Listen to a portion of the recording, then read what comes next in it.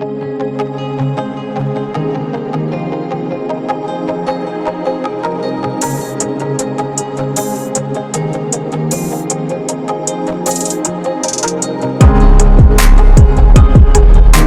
Students, आज हम देखेंगे क्लास 10th ज्योग्राफी का चैप्टर नंबर 4 एग्रीकल्चर के बारे में आज हम पढ़ेंगे। इसमें सबसे पहले हम देखेंगे टाइप्स ऑफ फार्मिंग की कितनी टाइप्स हैं वो देख लेते हैं। सबसे पहले दिया हुआ है, सबसे पहला जो टाइप है फार्मिंग का वो है primitive subsistence farming. Primitive subsistence farming कौन सी होती है, इसमें किन किन टूल्स को हम यूज़ करते हैं, किस तरीके से ये की जाती है, इसमें हम पढ़ेंगे। तो पहला इसमें दे रखा है done on small patches of land. जो प्रिमिटिव सब्सिस्टेंस फार्मिंग है वो छोटे छोटे पैचेस पर की जाती है, यानी छोटे छोटे जो लैंड होते हैं, जो फील्ड होते हैं, उस पर हम इसको करते हैं। सेकेंड पॉइंट है हमारा यूज़ प्रिमिटिव टूल्स। जो प्रिमिटिव टूल्स होते हैं, यानी जो इनको सबसे पहले जिन टूल्स को यूज़ किया जाता था, जो हैंडमेड होते हैं, उन्हीं को हम यहाँ पर यूज़ करते हैं। जैसे लिखा है लाइक हो, डिगिंग स्टिक्स हैं और दाव है। ये तीन तरीके के जो प्रिमिटिव टूल्स हैं, इनको हम प्रिमिटिव सब्सिस्टेंस फार्मिंग में यूज़ करते हैं।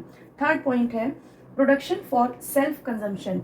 जो स्मॉल पैचेस ऑफ लैंड पर जो हम प्रिमिटिव सब्सिस्टेंस फार्मिंग करते हैं, इसका जो मेन मोटिव होता है वो होता है सेल्फ कंजम्पशन। क्योंकि बहुत बड़े फील्ड नहीं होते हैं, छोटे छोटे फील्ड होते हैं जिस पर हम इस फार्मिंग को करते हैं, तो वो उस पर इतना ज़्यादा अमाउंट में जो है एग्रीकल्चर नहीं हो सकती है, जिससे हम कंजम्पशन करने के बाद, कंज्यूम करने के बाद उसका जो सरप्लस है वो बचे और उसको हम सेल कर सकें। तो मेन जो पर्पस यहाँ होता है वो सेल्फ कंजम्पशन के लिए इस तरीके की एग्रीकल्चर की जाती है। Depend on monsoon. Primitive subsistence farming जो है वो पूरी तरीके से मानसून के ऊपर डिपेंड होती है। Natural fertility of land. यहाँ पर जो ज़मीन होती है उसकी जो फर्टिलिटी है वो नेचुरली होती है, क्योंकि इसमें किसी भी तरीके की हम केमिकल फर्टिलाइजर का यूज़ नहीं करते हैं।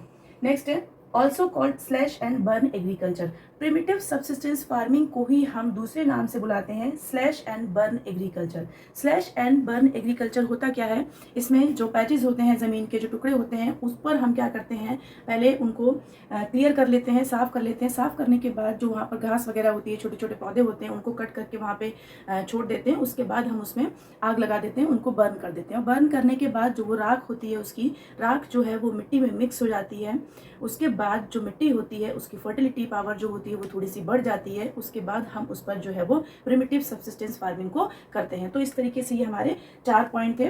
पहला जो है स्मॉल पैचेस ऑफ लैंड पर है, दूसरा प्रिमिटिव टूल्स का यूज़ करते हैं, तीसरा ये सेल्फ कंजम्पशन के लिए होता है, मानसून पर डिपेंड है पूरी तरीके से, और इसको हम स्लैश एंड बर्न एग्रीकल्चर भी कहते हैं। सेकेंड टाइप ऑफ फार्मिंग है intensive subsistence farming. Intensive subsistence farming का मतलब ये है कि किस तरीके से हम इसको और इफेक्टिव बना सकते हैं। जो हमारा फार्मिंग है उसको हम कैसे और ज़्यादा इफेक्टिव कर सकते हैं। तो पहला पॉइंट इसमें हमारा है done on land on high population pressure. जहाँ पर पॉपुलेशन ज़्यादा रहती है वहाँ पर हम इंटेंसिव सब्सिस्टेंस फार्मिंग को यूज़ करते हैं।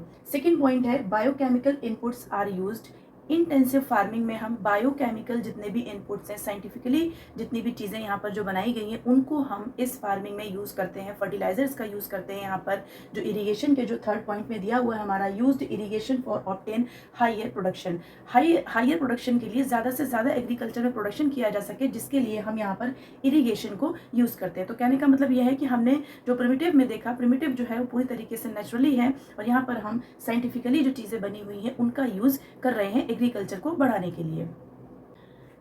नेक्स्ट है हमारा number 3 commercial farming. Commercial farming के पॉइंट्स देख लेते हैं कौन कौन से हैं। पहला पॉइंट इसमें high doses of modern inputs. यहाँ पर कमर्शियल फार्मिंग में हम जो भी हमारे इनपुट्स हैं, यहाँ पर जो भी हमारे सीड्स हैं या जो भी फर्टिलाइजर्स हैं, उनको हम उसका हाई डोजेज यूज़ कर रहे हैं, जिससे ज़्यादा से ज़्यादा प्रोडक्शन हम कर सकें। जिसमें एग्जाम्पल में दिया है HYV सीड्स होते हैं, हाई यील्डिंग वेराइटी सीड्स जिनको बोलते हैं, जिसमें एक ही सीड से जो है एक प्लांट में काफ़ी अच्छी क्वान्टिटी में जो है उसमें ग्रेन्स निकल सकते हैं। तो इस तरीके से पहला पॉइंट है कि high doses of modern inputs, जो भी मॉडर्न इनपुट्स हैं उनका हम यहाँ पर हाई डोज यूज़ करते हैं। सेकेंड पॉइंट है केमिकल फर्टिलाइजर्स। केमिकल से बनी हुई जो फर्टिलाइजर्स हैं हमारे, जो पेस्टिसाइड्स हैं, जो इंसेक्टिसाइड्स हैं, इनको हम हायर प्रोडक्शन के लिए ज़्यादा से ज़्यादा प्रोडक्शन हो सके। क्योंकि यहाँ पर हम कमर्शियल फार्मिंग पढ़ रहे हैं, तो कमर्शियल फार्मिंग का मतलब ही यही है कि जो सरप्लस है वो पूरा का पूरा हमें क्या करना है, एक्सपोर्ट कर देना है। तो उसके लिए क्या करना है, ज़्यादा से ज़्यादा प्रोडक्शन करना होगा। तो उस प्रोडक्शन के लिए हम यहाँ पर जो हमारे मॉडर्न इनपुट्स हैं, केमिकल से बनी हुई फर्टिलाइजर हैं, पेस्टिसाइड्स हैं, उनका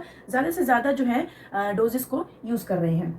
नंबर थर्ड हमारा है plantation. Plantation is also type of commercial farming. Plantation जो है वो कमर्शियल फार्मिंग का ही एक टाइप है। इसमें हम क्या करते हैं, एक सिंगल क्रॉप होती है, फॉर एग्जांपल टी है, कॉफ़ी है, रबर है, ये सब क्या है, ये सब हमारे प्लांटेशन फार्मिंग में आते हैं। तो प्लांटेशन में क्या है, in this only a single type of crop, only a single crop is grown on a large scale. बहुत बड़े लेवल पे, बहुत बड़े फील्ड में हम एक सिंगल क्रॉप को ही यहाँ पर ग्रो करते हैं और उसी को हम प्लांटेशन कहते हैं। तो इस तरीके से हमने जो है अपने तीनों टाइप्स ऑफ फार्मिंग जो है वो पढ़ लिए हैं। पहला हमने प्रिमिटिव सब्सिस्टेंस फार्मिंग पढ़ा था, दूसरा हमने इंटेंसिव सब्सिस्टेंस फार्मिंग पढ़ा था, और तीसरा जो हमने देखा वो कमर्शियल फार्मिंग देखा। तो अब ये देख लेते हैं कि इनसे रिलेटेड क्वेश्चन क्या बनता है। इससे रिलेटेड जो क्वेश्चन बनते हैं वो हमारे डिफरेंस के बनते हैं। What are the difference between primitive subsistence farming and intensive subsistence farming, या बन सकता है what is the difference between primitive subsistence farming and commercial farming. तो इस तरीके से हमारे डिफरेंस इसमें आते हैं। तो इस तरीके से हमने जो है वो तीनों टाइप्स जो फार्मिंग के हैं वो क्लियर कर लिए हैं। नेक्स्ट वीडियो में हम देखेंगे कि क्रॉपिंग पैटर्न क्या है हमारा, तो वो देखेंगे। बाकी इससे रिलेटेड जो क्वेश्चन आपको है वो कमेंट सेक्शन में आकर, अगर कोई डाउट है तो कमेंट सेक्शन में आकर पूछ सकते हैं। Thank you.